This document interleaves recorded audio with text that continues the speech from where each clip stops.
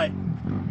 My name's Jeff Banghart. I'm from Omaha, Nebraska, and today is a big day for me because I'm in Holly Oaks, Michigan, at Holly Oaks Off-Road Vehicle Park, and I came to pick up my 1984 Bronco 2 project that I started in Nebraska, and it's got an LS motor in it, and it's got a wicked 4-link suspension with ORI shocks, and more to it. We'll let Dan and Brian help talk about that. So the reason I'm here is because I met Dan Bastian and Brian Racy, John Parks, Brad Kumler, a bunch of guys in an online Bronco forum, and I watched all their videos on YouTube, and they inspired me to build a couple Broncos. And I think I've bought 13 Bronco 2s, fixed them up, put lift kits on some, cleaned some up, just got some running good, and I flipped them. And then I decided I needed an off-road project for myself, but I also knew that I didn't have the skill set to do it. So I reached out to Dan and Brian. They're like, yeah, we don't do other guys' builds and this, that, and the other. And you start flashing a few Benjis at them and things change in a hurry. So anyway, I'm going to bring in Dan. Dan was kind of the fabricator, suspension designer, and we'll get to Brian in a minute, but I can't tell you how happy I am with both these guys and how much they know. And the friendships we've developed, it's weird. It's like online Bronco dating, but it's not dating. Trust me. I'm off of that. No, but it's really cool. All right, Dan, take it. Take what? Big day. Jeff's truck is out. It's the official debut outside in the dirt, in the wild, and so far it's been doing great. Yeah. I was concerned because the rear locker is not hooked up for the ARB, but the way it's flexing out and the tires, everything's working out. You haven't really spun the tires much at all. Got a limited slip 456 front, and I think that's carrying me through this today. I was worried not having a rear locker as well because all these other guys have lockers, and I didn't want to be the guy backing down the hill scared to death. So anyway, what Dan built the 4-link suspension. He engineered everything. I've got what's my sway bar? Anti-rock? TK1. TK1. I got a TK1 sway bar for the body, and 14 inches of travel in the back, 12 inches of travel in the front. And I've got ORI shocks. I'm going to call them shocks. They're more than that. I call them struts, but ORI struts. A strut to me always has a coil spring attached to it. These don't. 40-inch tires. I got beadlock wheels, and it's just a 1984 Bronco 2 that originally I bought non-running for $2,500 from a guy in Oregon, but it was all original, and I love the color. I'm a yellow freak anyway, so this was super cool to me, and I knew I wanted it for something. I didn't know it was going to turn into this, and it was a lot of money, and so far I'm happy with it. It was all the quality parts. You know, you can build a all day long, but how far is it going to get you? Yeah, these guys have done all this stuff. I mean, everyone here, I'm just following suit, and they were the test team, and I just got the best of what they got, really, and so far so good, yeah. So. I mean, really the only thing in the future would be probably to upgrade the axles with some lockers. Yeah. Get the rear one plumbed. Yeah, the rear one's got an air locker in it. We just got to get it plumbed. We don't have that done yet. And I've got bumpers coming on it. They're not ready to go yet, so obviously it's going to look a lot better with the bumpers. I got a winch. We have to put a few lights on it. So after building the truck, it needed to be, electrical, plumbed, everything else, and that wasn't going to be in my wheelhouse. So that's where Brian Racy comes in. Yeah. Here's the man. And keep in mind, Brian's a Ford guy, and this has an LS motor, and the last thing he wanted to do in the world was turn a wrench on a Chevy. And it was literally. First and last LS in the garage? Yes, absolutely. It did hurt my soul a little bit, put my hands on it, but... He wasn't hired for that. I actually hired one of his buddies to do it, and then Brian got involved in the wiring, which turned into tuning, which turned into, fabrication stuff, so... It came to me 90% done, we'll say. So me and my buddy Eric just finished up wiring full Holley wire harness, Holley Terminator X Max computer system. Got it all wired up, got everything plumbed for a cooling system, a really good radiator. Did some custom work on the inside, the dash, the cluster layout, all that stuff. And then once it was up and running, it was back to their hands again. So well, here we are. I drove up from Omaha to get it, and I'm taking it home today. finish up the outside and the inside of it. But mechanically, these guys, I can't do what they can do. And so the team that I hired was amazing. I mean, it's super happy.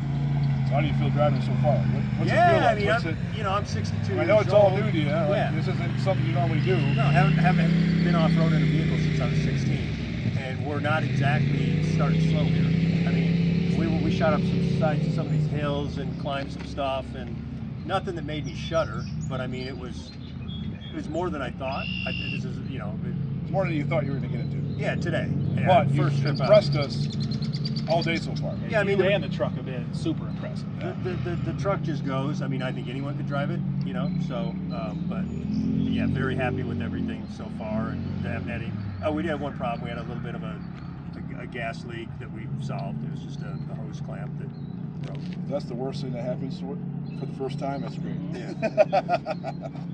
So anyway, I don't have much else to say. I want to say thanks for letting me be a part of it. I want to say thanks for being part of it. You guys are Thank you. incredible. Yeah, the best team you could have. So I'm super happy with it. All right, back to more wheeling. 3, 2, 1.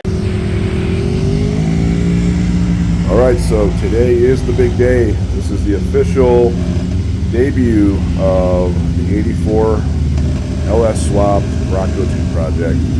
Should just be in First four-load time drive right out now. in the wild, out in the dirt, Okay. flexing, driving, just trying everything on this truck.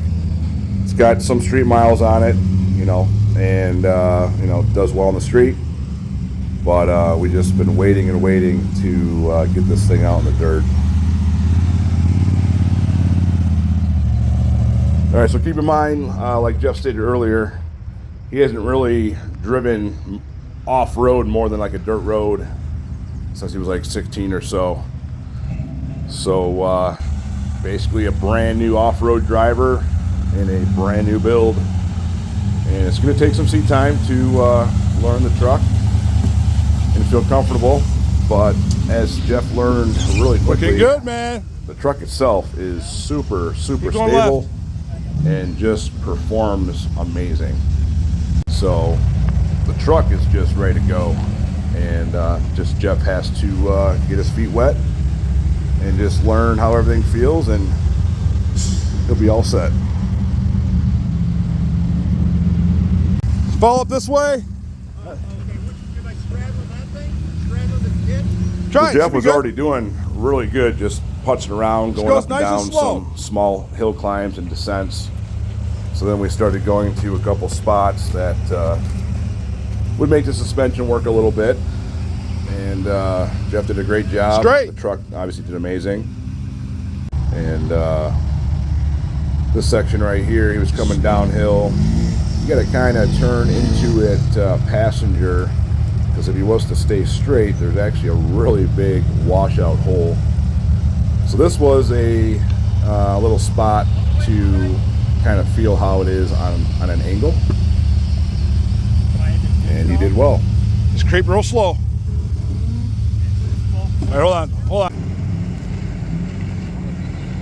So after putzing around a little bit, doing some small hill climbs, descents, and a little bit of flex, it was time to take on a decent sized hill climb. Jeff didn't want to drive initially, so Brian is the driver here, and Jeff's riding shotgun. Basically just to give Jeff the feel like, hey, this truck's going to handle pretty much anything you throw at it, and just show him how comfortable it really is.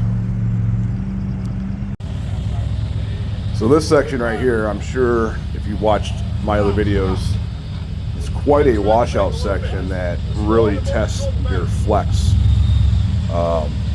I was concerned that without having lockers, he was going to basically be spinning tires and not going anywhere.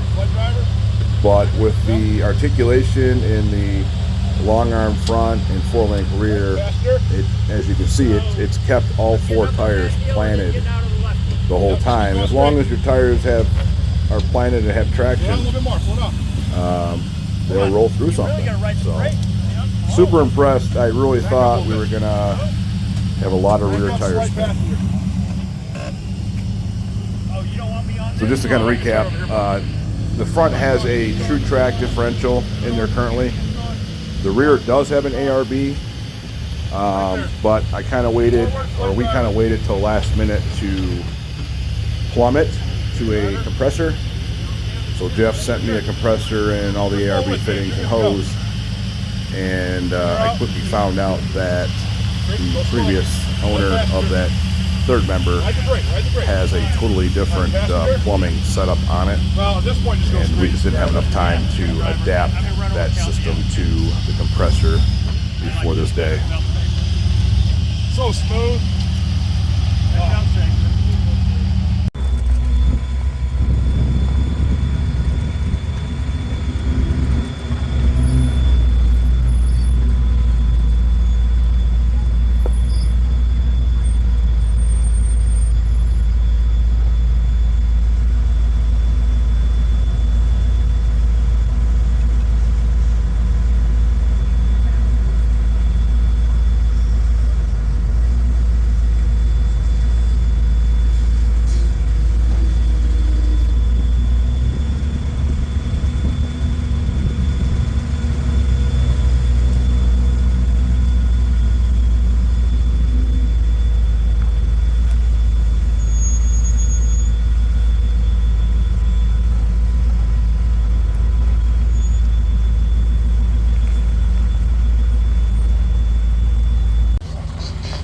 So this is towards the end of the day, and the truck just performed so well.